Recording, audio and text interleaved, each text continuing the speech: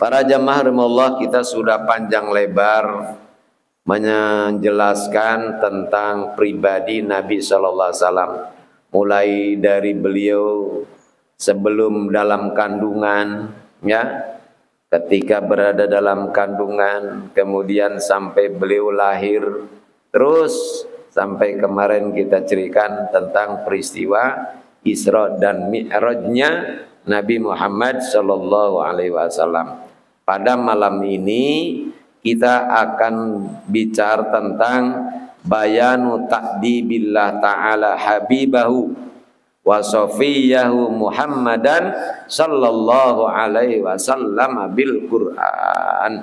Menjelaskan tentang bagaimana Allah mendidik, ya, mendidik kekasihnya yaitu Nabi Muhammad sallallahu alaihi wasallam dengan Al-Qur'an. Allah Subhanahu wa ta'ala memuji Nabi Muhammad dengan ungkapannya wa innaka la'ala khuluqin adzim. Engkau sungguh berada dalam budi pekerti yang luar biasa. Itu yang muji Allah, Pak. Kalau Allah kan nggak mungkin bohong. Makanya ulama ada yang kalau dipuji itu mereka nangis, ya. Kenapa, ya? Karena dipujinya oleh manusia.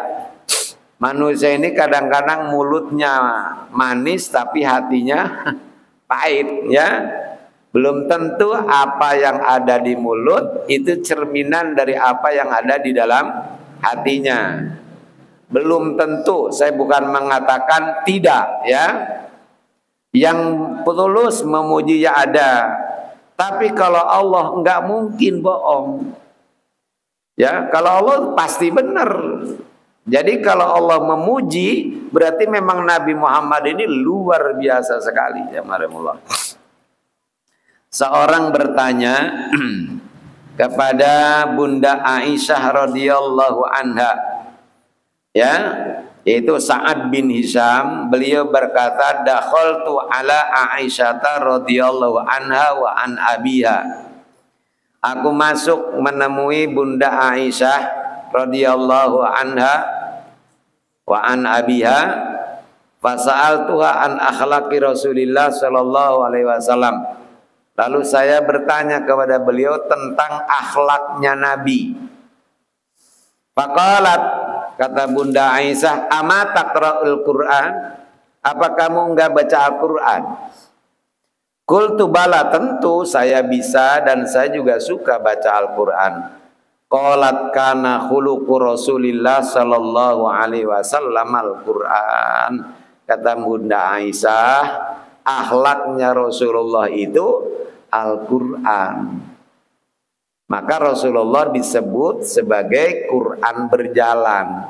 Bagaimana beliau berbicara, bagaimana beliau bersikap, bagaimana beliau bergaul dengan yang tua, dengan anak-anak, dengan yang muda, dengan orang kafir, dengan orang mukmin, wah, dengan segala lapisan.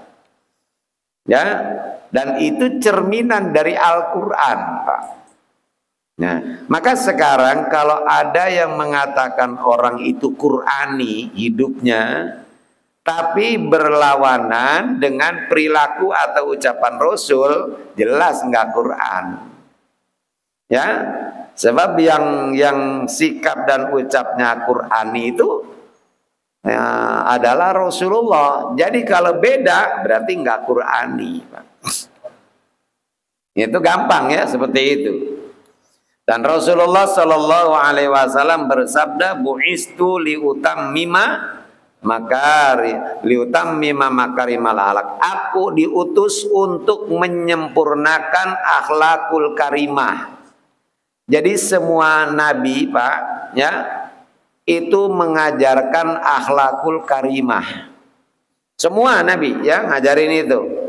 Nah, Nabi Muhammad bukan akhlakul karimah, tapi akhlakul kamilah. Jadi sempurna, gitu, ya, sempurna.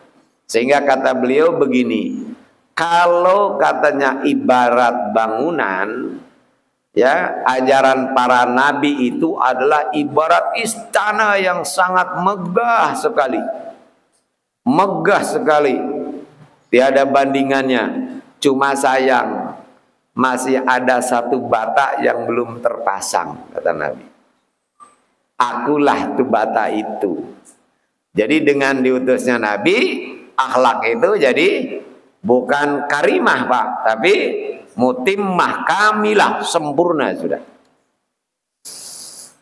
Nah, jadi bagaimana Allah mendidik kepada Nabi sallallahu alaihi wasallam? Kana sallallahu alaihi wasallam akhlaman nas. Rasulullah itu orang yang paling halim. Halim itu, Pak, enggak lekas marah. Ya, enggak lekas marah. Nah, itu Nabi. Diledekin, ya enggak, Pak, disebut gila, enggak marah Nabi itu.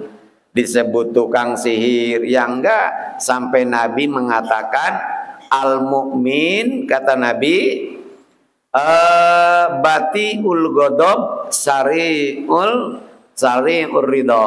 Orang mukmin itu, kata Nabi, marahnya lama. Bukan kalau sudah marah lama redanya, bukan begitu. Enggak cepat marah, itu halim tuh gitu, Pak.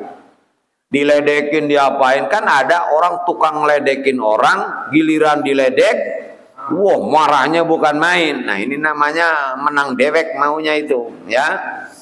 Gitu jamaah rahimahullah. Nah, Nabi sallallahu alaihi wasallam, ya, mungkin pernah dengar cerita bagaimana Nabi itu punya tetangga, ya. Nabi mau ke masjid itu ada orang di atas bebatuan. Kalau Nabi lewat diludahin, ya, kena sorbannya. Kemudian besoknya lewat lagi Nabi diludahin lagi, ya, sampai kena ininya, hidungnya. Nah, gitu, diludahin sampai gitu. Hari keempatnya Nabi udah pelan, itu orang nggak ada ludah yang jatuh. Nabi nengok, orangnya nggak ada. Kemudian Nabi nanya-nanya, kemana, katanya si fulan. Rupanya sakit, Pak. Sakit. Nabi yang pertama nengokin orang itu, diketok pintu. Ya, siapa, katanya di luar. Saya Muhammad bin Abdullah, kata Rasulullah. Gemeteran ini orang kafir, Pak. Kenapa? Kalau saya sehat berantem oke, gitu. Tapi sakit. Nah, Nabi Muhammadnya sehat, gitu kan. Jadi dia pikir mungkin Nabi Muhammad itu menjotosin dia, Pak. Ya, ya, dia nggak mau dibilang pengenjot. Dibuka pintu. Dengan senyum Nabi Muhammad bertanya, ya, mohon maaf saya baru bisa nengokin, ya. Biasanya kita ketemu beberapa hari ini kok nggak ketemu, gitu ya. Ternyata saya dengar-dengar katanya engkau sakit, karena itu maafkan kalau saya baru bisa nengokin sekarang. Coba, Pak, melongo itu orang. Majikannya Abu Lahab, Abu Jahal, Abu, segala macam Abu, ya. Nggak ada yang nengokin dia. Tapi orang yang dia sakiti tiap hari, dia lecehkan, justru yang pertama kali nengok. Coba aja malu, ya. Itulah yang menyebabkan orang ini masuk Islam. Mungkin kita sering dengar cerita ini kan, ya, marimallah. Ya, terlepas cerita ini benar atau tidak, memang akhlak Nabi begitu, Pak. Ya, ketika Nabi lagi berdiri, tiba-tiba ada orang Baduy. Ini sorban Nabi yang di leher, Pak, ditarik sama dia, Pak, pakai kuda. Ditarik, lari terus ke sana. Sampai merah. Nabi Muhammad itu, Pak, kulitnya putih kemerah-merahan. Ciri khas kulitnya orang Quraisy begitu. Ya. Lalu orang itu balik lagi. Nabi Muhammad nanya, kenapa? Katanya, kamu berbuat seperti itu kepada saya. Enggak marah, Pak. Kata si Badu, sengaja saya lakukan untuk membuktikan benarkah engkau seorang nabi, seorang rasul atau bukan. Sebab kalau engkau katanya seorang rasul, engkau tidak akan marah. Itu jamaah. Dan ternyata benar katanya engkau adalah seorang rasul. Gitu. Maka berimanlah si Badui. Udah beriman, dikembalikan itunya apa? Sorbannya kepada Rasul. Kata Rasul, enggak, hadiah buat kamu. Ya, jadi orang mukmin itu batiul ghadab sari'ur ridha kata Nabi. Jadi marahnya lama, kalau sudah marah redanya cepat. Wal munafik sari'ul ghadab batiur ridha, sebaliknya orang munafik gampang banget tersinggungnya, Pak. Gampang banget marah, kalau sudah marah redanya lama. Nah ini ya. Nah nanti kita masing-masing raba, saya ini munafik apa mukmin gitu ya. Jadi ahlaman nas, Imam Abu Hanifah ini apa namanya umatnya punya tetangga dengki banget sama dia, Pak. Jadi kalau beliau ngajar, dianya nggak jauh, sambil bohong, gitulah pokoknya dibikin kesel, Pak. Imam Hanifah diem aja, Pak. Kenapa? Karena uswatun hasanah lebih dari ini. Begitu pulang, orang ini terus ngikutin, Pak. Pas sampai di rumahnya, Imam Abu Hanifah kemudian duduk. Kata Imam Abu Hanifah begini, saudara, saya ada kerjaan lain. Karena itu, nah silahkan sekarang keluarkan semua unek-unek kamu, ya. Karena saya ada pekerjaan lain. Duduk dulu nungguin orang ini maki-maki beliau zaman. Kira-kira zaman sekarang ada nggak kiai begitu, Pak? Hah? Nggak ada, Pak. Saya juga nggak tahu kalau dimaki-maki orang begitu apa bisa saya tahan, Pak. Ya. Inilah jamaah Allah. Kemudian wa asja'an nas, Nabi itu orang paling berani, Pak. Idza staddal harbu ittaqayna bi Rasulillah. Kata para sahabat, kalau sudah berkecamuk tuh peperangan, maka kami berlindung di balik Rasulullah. Kenapa? Saking beraninya Rasulullah itu, Pak. Gitu. Ya. Nah. Dan beliau juga pernah ketika pulang Mi'raj itu lagi dia Rasulullah datang, kemudian siapa namanya Abu Jahal, ya lagi ngapain katanya ke Muhammad? Enggak, saya lagi merenungkan peristiwa tadi malam. Peristiwa apa? Saya di Isra Mi'rajkan oleh Allah, ya, dari Masjidil Haram ke Masjidil Aqsa, kemudian ke Sidratul Muntaha tadi malam katanya. Iya. Dan sekarang kamu udah ada di sini. Iya, kata Rasulullah. Muhammad, mau nggak katanya? Kamu bicara kepada kaummu, ya, nggak usah repot-repot. Saya yang ngumpulin orangnya. Padahal Rasul lagi mikirin bagaimana caranya bicara kepada mereka satu kali, gitu ya, tapi didengar oleh orang banyak. Lagi mikir begitu, ada yang menawarkan diri, Abu Jahal. Nggak usah repot-repot, saya kumpulin orang Quraisy, kamu tinggal ngomong doang. Kenapa? Menurut Abu Jahal, inilah kesempatan menjatuhkan Nabi Muhammad. Kenapa? Mana mungkin ada orang percaya dari Masjidil Haram malam ini pergi ke Masjidil Aqsa sebelum subuh udah ada lagi di sini. Sementara mereka pergi harus menempuh waktu 1 bulan, Pak, kurang lebih. Itu ya. Jadi berbuat baiknya Abu Jahal itu bukan karena apa? Pengen berbuat baik, Pak. Di balik kebaikannya itu tersimpan apa namanya? Kebusukan. Kadang-kadang begitu ada dalam kehidupan orang ini, Pak. Baik orang itu, padahal di balik itu ada niat yang tidak baik. Awas, hati-hati. Nah, berani Rasulullah, Pak, ya, berani Rasulullah. Kemudian wa'adalan nas, beliau adalah orang yang paling adil, ya. Jamaah rahimakumullah, ketika Nabiullah Ibrahim oleh Allah dibawa ke alam malakut, ya. Kemudian diperlihatkan oleh Allah tuh orang yang tukang bunuh, tukang zina, tukang judi, segala kejahatan. Lalu kata Allah, Ibrahim, menurut kamu sebaiknya diapakan nih?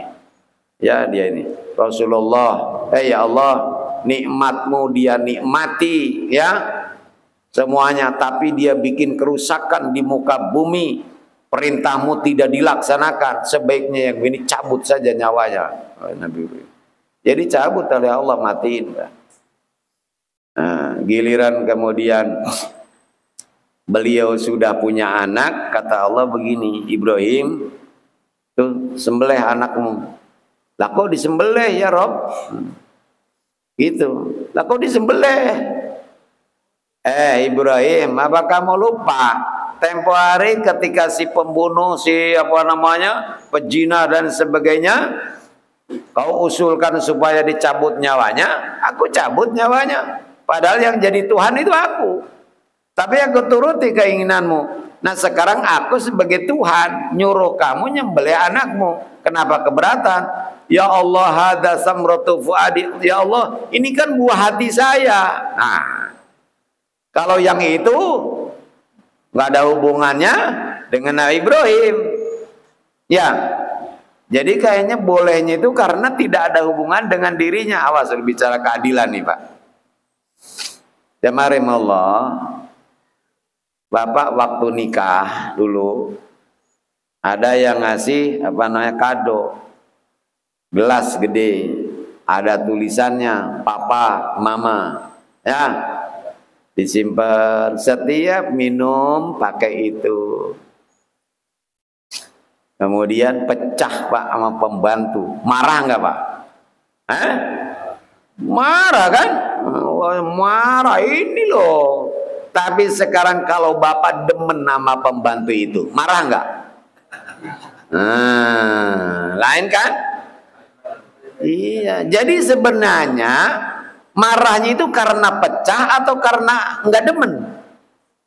Nah ini, ya beda lah. Sudah cuma gelas kok, katanya gampang gantinya, begitu Pak. Ya, iya. Sekarang anak orang lain gitu tuh, bandel disentil, ya. Kemudian anak kiai disentil nggak? Anak guru mikir ya.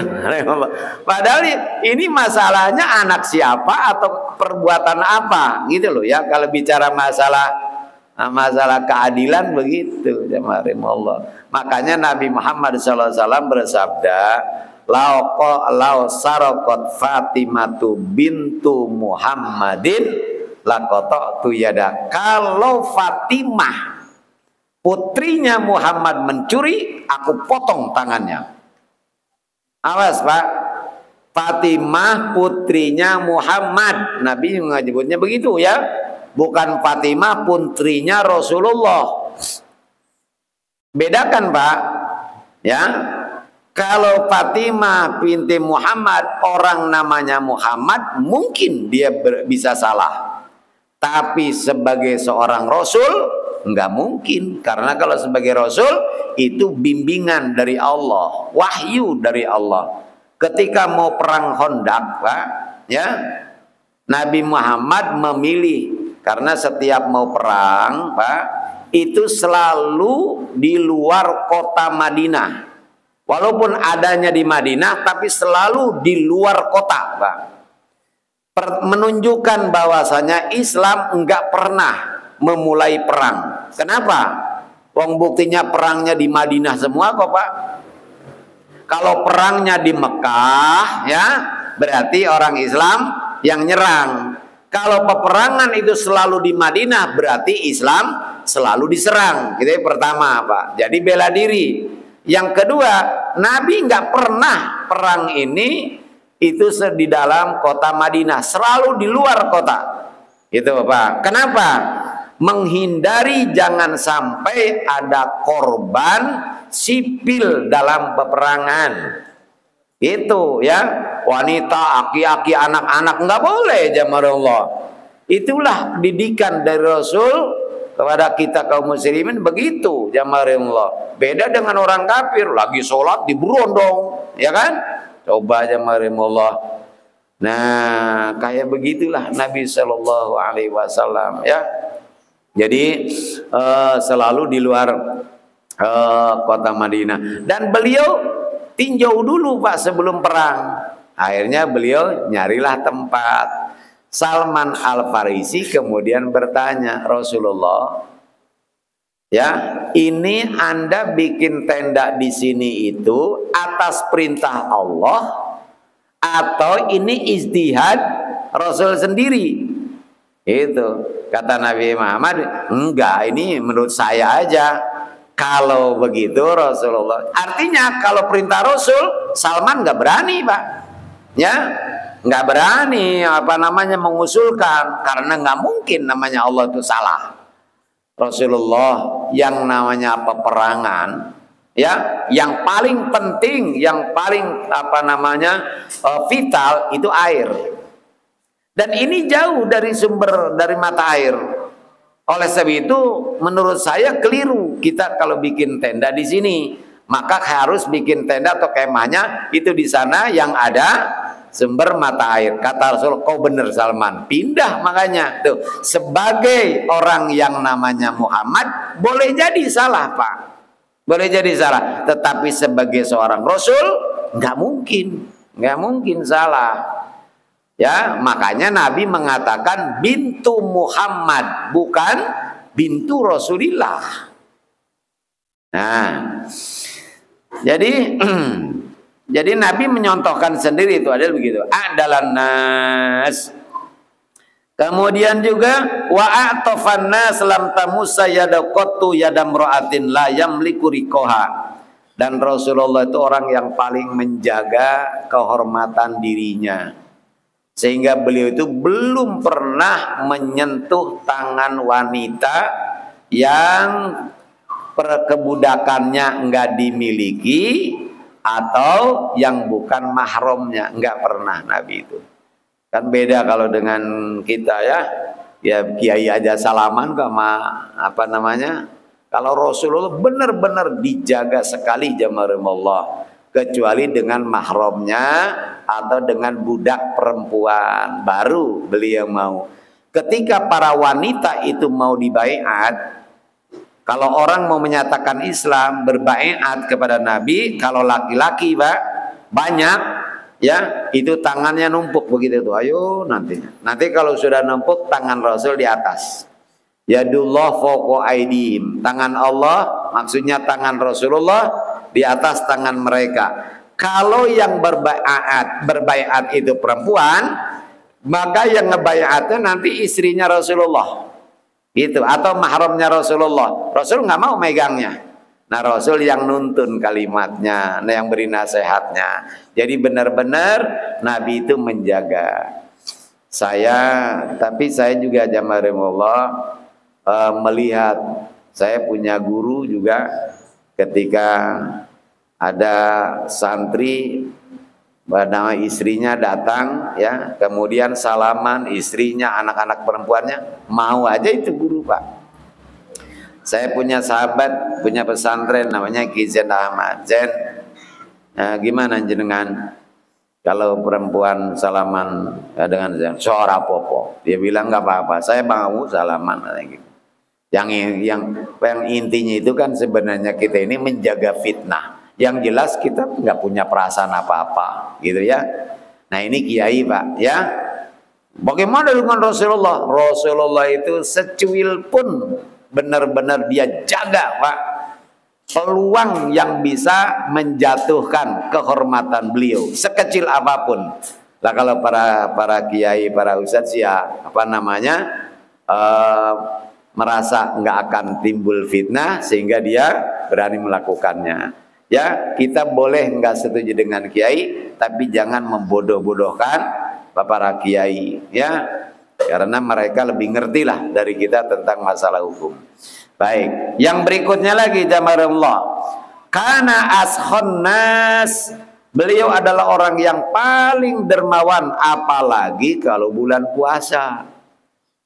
Nabi itu dermawan sekali.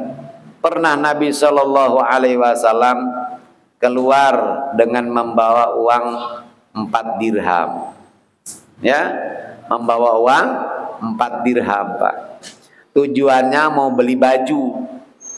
Begitu pergi ke pasar, itu kemudian oleh beliau dijumpai ada seorang budak yang lagi duduk aja bengong. Rupanya kebingungan dia. Diparanin oleh Rasulullah. Ada apa katanya saudara? Itu Rasul, saya takut nggak berani pulang. Emangnya kenapa? Karena katanya saya suruh belanja, uang kembaliannya hilang Rasulullah. Berapa? 2 dirham ya Rasul. Nih katanya 2 dirham. Kasihin Pak. Itu duit mau pakai beli baju, dikasih nama dia. Ya, dah ayo cepetan pulang. Nanti majikan kamu marah. Saya nggak berani katanya Rasulullah. Pasti saya disiksa katanya, dari tadi saya di sini udah lama. Ya udah kalau gitu ayo sama saya. Diantar Pak sama Rasulullah. Ya.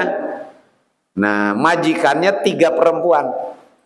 3 perempuan, Pak. Melihat budaknya baru pulang dan pulang bersama Rasul, heran mereka. Nabi ucapkan salam. Assalamualaikum 1 kali nggak dijawab. Salam kedua nggak dijawab. Ketiga baru dijawab. Nah ini kan kemungkaran Pak, ya. Maka Nabi bertanya, Ibu, apakah salam saya yang pertama dan kedua nggak terdengar? Kedengaran Rasulullah. Lalu kenapa tidak kau jawab?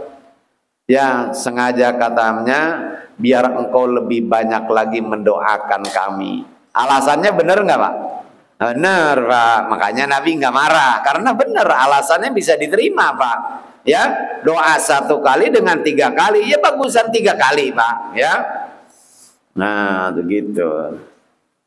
Nah, tapi enggak makanya suka ada juga kiai kan suka mengucapkan salam 3 kali walaupun kadang-kadang ngeselin.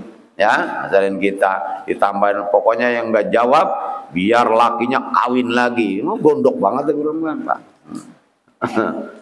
Nah akhirnya begini katanya Bu, ya budakmu ini bisanya nggak pulang itu karena tadi uang kembaliannya katanya hilang. Tapi sekarang sudah ada, bukan sudah ketemu Pak, sudah ada. Kalau sudah ketemu berarti Nabi bohong. Nggak mungkin Nabi bohong. Kalau sudah ada bisa jadi ketemu, bisa jadi ada yang ngasih. Tapi Nabi juga nggak mau menunjukkan kalau dirinya sudah berbuat baik. Ngajarin kita biar jangan riya gitu Pak. Ya. Nah karena itu tolong ya. Nah sekarang udah ketemu ya tolong jangan dihukum. Kalau kalian pengen menghukum biarlah saya sebagai gantinya. Wahai Rasulullah, memang kami sebenarnya udah sepakat pulang kami hajar itu budak ini. Gitu. Tapi begitu dia melihat ya kami lihat dia pulang nih membawa engkau, ini suatu anugerah yang luar biasa bagi kami Rasulullah. Dengan sebab engkau rumah kami diberkati oleh Allah dan ini karena budak itu. Karena itu saksikan olehmu ya Allah, wahai Rasulullah, karena Allah kami merdekakan budak itu. Ya Allah, merdeka Pak karena 2 dirham. Senengnya Rasulullah. Udah, Rasulullah lanjut ke pasar beli baju Pak. Begitu pulang ya Allah, ada orang yang kedinginan Pak, nggak pakai baju. Itu bajunya diberikan oleh Rasulullah kepada dia. Apa kata Rasulullah? Segala puji bagi Allah yang telah memberikan kepadaku 4 dirham yang berkah. Dengan 4 dirham itu Allah merdekakan seorang budak. Lihat ya, Allah memerdekakan, bukan aku Pak. Bukan aku telah memerdekakan, tapi Allah telah memerdekakan. Tuh, begitu. Dan dengan 4 dirham itu pula Allah telah menyelamatkan seseorang dari kedinginan. Itu 4 berkah. Sayyidina Ali radhiyallahu an, Pak, ketika Siti Fatimah ngidam, beliau ngomong begini, Ali, Nih saya lagi ngidam, kau pingin banget makan buah delima. Cobalah minjem duit sama siapa kek ya buat beli delima demi anak kita. Kan begitu Pak biasanya orang ngidam ya. Akhirnya Sayyidina Ali minjem duit sama Sayyidina ini Utsman Pak. Beli delima. Nah, pulang dari beli delima, ada orang kelaparan Pak di perjalanan. Belum makan, lapar. Sayyidina Ali bingung dia ini. 5 satu-satunya. Kalau dibawa pulang berarti membiarkan orang lapar. Tapi kalau dikasihin, ya ntar anak saya ngiler. Kan begitu Pak. Ya. Katanya daripada saya nggak menjalankan perintah Allah, lebih baik ngiler. Kata gitu. Jadi dikasihin tuh Pak delima. Ya. Tinggal sambil pulang tuh mikirin gimana alasannya kepada Siti Fatimah. Tapi Sayyidina Ali yakin Siti Fatimah nggak bakal goblok-goblokin dia Pak, nggak bakalan. Soleha ya. Begitu pulang Sayyidina Ali, Siti Fatimah ngelihat nggak bawa apa-apa. Ya. Sayyidina Ali kemudian minta maaf. Apa kata Siti Fatimah? Suamiku, begitu aku lihat engkau pulang, tiba-tiba keinginanku makan delima hilang. Itu. Apakah benar begitu? Apa berbohong demi menyenangkan suami? Kan boleh Pak, berbohong demi menyenangkan suami, sama dengan kita berbohong demi menyenangkan istri, boleh. Allah. Tuh.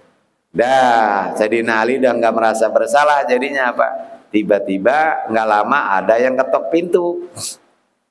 Assalamualaikum, katanya. Dibuka, begitu dibuka ada orang bawa nampan Pak. Ya, ditutupin selampe. Ternyata isinya itu adalah buah delima. Ya, lalu ditanya oleh Sayyidina Ali, dari siapa? Ini titipan katanya gitu buat Ali. Dari siapa? Dari Allah. Begitu dibuka oleh dia, delima ada 9 Pak. Ya. Kata Sayyidina, enggak, ini bukan dari Allah. Enggak kok, orang itu kan ngomongnya begitu. Suruh sampaikan kepada Ali. Kalau Ali katanya nanya dari siapa, bilang ini dari Allah. Enggak, katanya ini bukan dari Allah. Kenapa Anda bisa mengatakan begitu? Kalau dari Allah, saudara, pasti delimanya 10. Sedangkan ini ada 9. Karena Allah berfirman, man ja'a bil hasanati falahu asyru amsaliyah. Siapa yang melakukan 1 kebaikan, maka balasannya dari Allah 10. Tadi aku melakukan kebaikan, ngasih delima sama orang kelaparan. Nah kalau dari Allah pasti 10, nggak mungkin 9. Dirubah sama dia akhirnya Pak, saya kantongin katanya 1 gitu.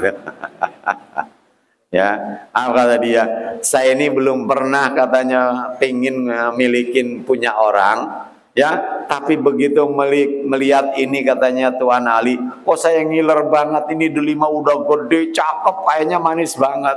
Sayyidina Ali senyum Pak, ya. Nah, udah bawa sama kamu. Maksudnya Sayyidina Ali sih, bagaimana sama-sama dimiliki, tapi dengan cara yang halal, gitu ya. Dengan cara yang halal, jemaah Allah. Kalau model tadi itu kamu namanya udah mencuri. Tapi sekarang enggak mencuri, ya. Nah, ini orang tua punya anak, Pak. Laki-laki apa namanya? Laki-laki 1, perempuan 1. Kemudian harta peninggalannya ada 300 juta. Misalnya kata si orang tua, bapak minta nanti kalau umpamanya bapak mati, jangan dibedain, dibagi rata saja, ya, separuh-separuh. Nah ini kan pesan si bapak ini jelas bertentangan dengan hukum Allah Pak, ya. Nggak boleh Pak dilaksanakan itu. Kalau dilaksanakan berarti Bapak sudah membiarkan orang tua Bapak diazab oleh Allah Subhanahu wa taala. Gitu. Lah sekarang bagaimana caranya? Si anak laki-laki nerima 200. Karena memang bagiannya Pak. Lalu si anak laki-laki sedekah 50 kepada saudara perempuannya. Akhirnya anak laki-laki dapat 150, perempuan dapat 150. Ini halal, rasa persaudaraannya kan lebih bagus. Tapi kalau tadi anak perempuannya, kalau di ini anak laki-lakinya mesti masih kesel aja sama anak perempuannya. Ya, jadi bisa diperoleh dengan benar, tapi caranya dibenarkan oleh syariat tuh. Begitu jamaahimullah ya. Nah, karena itu kalau bagi-bagi seperti itu coba tanya kepada kiai dulu. Ong kagak ngerti main bagi-bagi aja jamaahullah ya. Padahal kata Allah Subhanahu wa taala, "Wa may ya'sillahu wa rasulahu wa yata'adda hududahu yudkhilhu naran khalidan fiha." Siapa yang durhaka kepada Allah dan Rasulnya dan melanggar aturan-aturan Allah, Allah akan masukkan ke dalam neraka jahanam. Gitu jamaahullah. Nah, supaya makanya tanya kepada orang yang ngerti ya.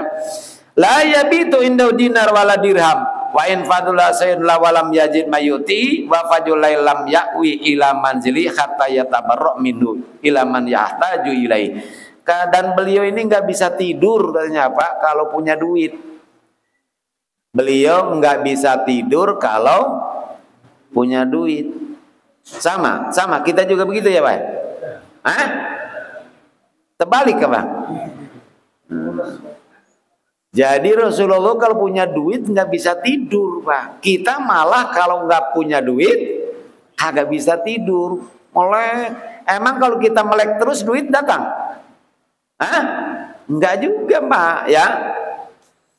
Rasulullah itu punya sahabat macam-macam julukannya. Sahabat Hamzah dijuluki Asadullah. Ya, singanya Allah. Sayyidina Ali Satwatullah. Sahabat Hudzaifah disebut Sirrun Nabi, rahasianya Nabi. Nah, sahabat Bilal Pak disebut sebagai Madinur Rasul. Artinya Madinur Rasul, tukang ngutangnya Rasul. Jadi kalau Rasul butuh duit tuh yang ngutangnya Bilal Pak. Suatu hari jamaah Allah ya, Bilal ketemu orang Yahudi. Kata Yahudi begini, Bilal, saya tahu kalau kamu minjem duit itu kan buat Muhammad kan? Bilal, walaupun aku bukan orang Islam, tapi aku sangat menghormati nabimu. Karena itu kalau nabimu butuh duit, nggak usah repot-repot, lu datang aja sama saya. Ya, saya bantu. Itu kalimat cakepnya luar biasa ya Pak. Iya, Yahudi itu kalimatnya bagus. Tapi apakah setiap kalimat yang indah kayak begitu itu punya muatan indah juga Pak? Belum tentu, ya. Orang nyumbang di sini apa AC karena nggak terpilih Pak, diambil lagi AC-nya. Hah? Kan ada yang begitu Pak. Dulu zaman Jepang itu dulu, ya. Ya Allah, sahabat Bilal yang hatinya jujur Pak. Husnudon aja sama orang. Ketika Nabi butuh duit, minjem sama si Yahudi ini. Kapan kamu bayar? Ya nanti tanggal sekian lah. Oke. Jadi tuh Pak. Ya, begitu tinggal 3 hari lagi apa 2 hari lagi si Yahudi ngatakan begini, Bilal, aku enggak tahu apakah kamu waktu minjem untuk dirimu sendiri atau untuk Muhammad nabimu, aku itu bukan urusanku. Yang jelas yang minjem kau. Karena itu kau yang harus bayar. Ya. Kalau pada saatnya jatuh temponya kamu enggak bayar, maka sebagai gantinya dirimu. Ya. Jadi berarti Bilal nanti jadi budaknya. Dan ini yang direncanakan oleh si Yahudi Pak, dengan kata-kata baiknya itu. Sahabat Bilal udah bingung Pak, tinggal 2 hari ya, ngadu kepada Rasul. Kata Rasul, Bilal, jadi kamu takut jadi budak lagi? Tidak Rasul, Saya tidak takut jadi budak, karena Islam tidak membedakan antara orang merdeka dengan orang budak. Kemuliaan dalam Islam adalah diukur dengan ketakwaan. Bukan saya budak, merdeka, darah biru, darah merah, nggak ada dalam Islam. Yang paling mulia adalah takwa. Baik anak kiai, anak habib, kalau nggak takwa neraka begini. Gitu Pak ya. Nah, yang saya takutkan Rasul, kalau saya jadi budak berarti saya nggak bisa lagi sholat berjamaah dengan engkau, kumpul dengan sahabat-sahabat. Itu saja yang saya takutkan, bukan karena statusnya. Ya, kata Rasulullah, Bilal jangan khawatir, barang siapa yang ngutang niat mau bayar, pasti oleh Allah akan dibayarkan. Orang kalau ngutang, ya, bapak ngeredit rumah, emang niat mau bayar Pak, insya Allah akan nemu untuk menyicilnya. Tapi kalau bapak ngutang memang niatnya nggak bayar, nggak bakalan Pak, nggak bakalan bayar. Kenapa? Nggak dibantu oleh Allah, gitu. Makanya kan ada orang yang punya utang bertahun-tahun Pak nggak bayar-bayar. Kenapa? Emang nggak niat kok, nggak niat bayar, bukan nggak punya duit Pak, nggak niat itu ya. Nah, tinggal besok Pak, jatuh temponya, Bilal udah bingung Pak. Begitu maghrib, maghrib, datang orang bawa onta 2 nyariin Rasulullah. Ya, akhirnya begitu ketemu Rasulullah, ini ada hadiah. Ya, ingat Pak. Jadi Rasul nerima hadiah tapi nggak nerima zakat sedekah. Ya, seperti keluarga Nabi. Ya, keluarga Nabi itu Sayyid atau Syarif, pokoknya dzurriyyah Nabi nggak boleh nerima zakat, nerima sedekah Pak. Hadiah boleh, tapi kalau zakat nggak boleh Pak. Ya, nggak sah kita zakat kepada mereka. Nah, jamaah rahimakumullah, akhirnya hadiah tuh barang dagangan 2 onta. Bilal katanya, mana cari Bilal? Ya, ada Rasul, nih ada yang ngasih hadiah, sono jual. Malam itu juga dijual Pak. Ya mungkin kata sahabat Bilal, kali kalau Bilal mentalnya kayak kita, ini barang Rasul, siapa yang mau beli, ayo berkah, gitu kan. Ya kalau Bilal mentalnya kayak kita ya, biar yang penting laku lah gitu. Laku semua Pak, habis. Begitu sudah habis, Rasulullah nih uangnya, hasil penjualannya, ya sudah bayar utang. Pergilah Bilal, ya bayar utang. Ada sisanya 2 dinar. Rasulullah ada sisanya. Habiskan. Aku tidak akan pulang kalau nggak habis, karena aku tidak bisa tidur kalau aku punya duit. Gitu Pak kata Rasulullah. Itu di Bilal Pak nyariin orang yang mau nerima sedekah, nggak ada yang nerima. Sampai Nabi tidur di masjid Pak. Kata saya lagian Bilal bodoh amat ya, kata saya. Kantongin aja Pak, ya Pak ya. Hah? Iya kan beres, sudah Pak kantongin Rasulullah, udah habis semua, gitu kan? Karena memang gurunya begitu, muridnya luar biasa, jamaah. Itu baru besoknya Pak ada orang katanya dari Yaman, dia punya kebutuhan mau ketemu Rasul. Kata sahabat Bilal, emangnya ada apa? Saya butuh duit katanya. Berapa? 2 dinar. Nah, kata Bilal ya. Terus, apakah ada keperluan lain selain itu kamu ketemu Rasul? Tidak, cuma kalau gitu, nih duitnya. Buru-buru kamu selesaikan. Begitu Nabi Bilal lapor kepada Rasulullah, Alhamdulillah, Allahu Akbar, kata Rasulullah. Girang banget. Baru Rasulullah pulang tuh Pak. Jadi beliau tidak bisa tidur kalau punya duit. Kenapa jamaah? Takut mati punya. Karena apa? Harta akan dihisap. Makanya para kiai Pak, biasanya kiai ini sebelum meninggal itu hartanya dibagi-bagiin dulu sama anak-anaknya, sehingga dia mati itu udah nggak punya apa-apa, sehingga nanti di akhirat apanya yang mau dihisap udah nggak punya apa-apa. Begitu ya. Nah, inilah diantara akhlak Nabi, karena asfanas, orang yang paling dermawan, dan beliau tidak tidur kalau beliau mempunyai utang. Ya, insya Allah nanti yang lainnya lagi ya kita akan bicarakan pada pertemuan yang datang. Harapan saya Mudah-mudahan walaupun kita ini tidak persis seperti Rasulullah, ya kita ngikutinlah sedikit-dikitnya akhlak Nabi Shallallahu Alaihi Wasallam, seperti ya, terutama tadi yang pertama yaitu tidak lekas marah, kemudian selalu husnudon dan sebagainya. Semoga Allah panjangkan umur kita dalam taat kepadanya. Allah bimbing hati kita ke jalan yang diridhoi dan dicintainya, dan Allah hiasi hati kita dengan akhlak yang mulia. Allah bersihkan hati kita dari akhlak yang hina. Allah kuatkan iman dan Islam kita. Allah kokohkan pendirian kita.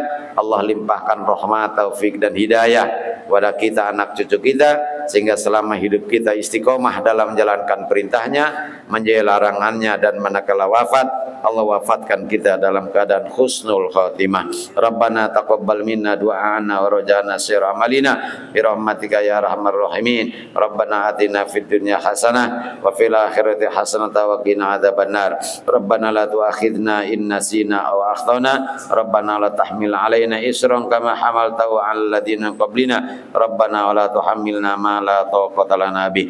Wa'fu 'anna waghfir lana warhamna anta maulana fansurna 'alal qaumil kafirin. Wa sallallahu ala sayyidina Muhammadin wa ala alihi wasallam walhamdulillahi rabbil alamin.